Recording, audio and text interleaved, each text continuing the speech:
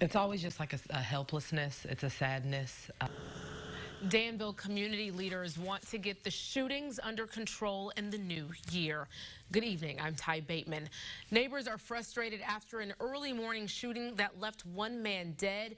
It happened Saturday morning near the Green Meadows apartments in Danville. The coroner says 32-year-old William Banks was killed. And WCIA 3's Eric Payne is live in our newsroom. And Eric, have police actually caught the person responsible for this? No, police say they have one person of interest, but their name is not being released yet. I spoke to people nearby who say they're not surprised there was another shooting, but they hope the rest of 2019 is calmer than the first 2 weeks have been. The helplessness is probably the primary thing that I'm feeling right now.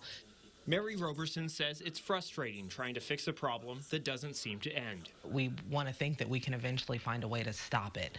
She's a volunteer for Danville's Moms Demand Action chapter, a group that's been working with the city and other organizations to try and stop the gun violence. And what we're seeing this year already, we're almost on schedule with last year's homicide rate. This is the second murder of 2019 in Danville, less than 2 weeks into the year. The violence has us really in a desperate state. I mean, the people that I talk to and even some of the students, you know, we're just afraid.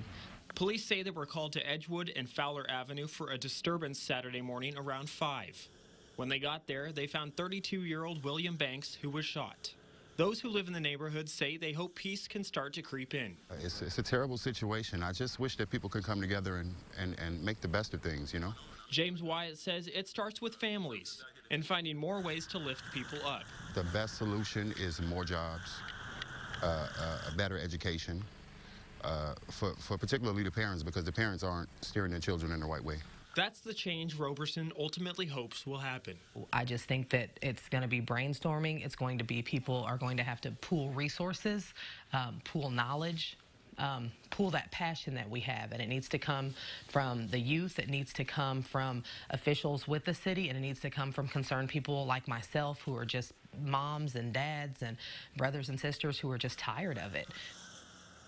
We don't yet know the results of William Banks' autopsy. His death is also still under investigation. We'll continue to keep you updated. Ty?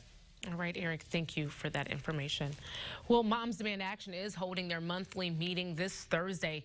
That'll be on the second floor of the Danville Public Library at 6 that night.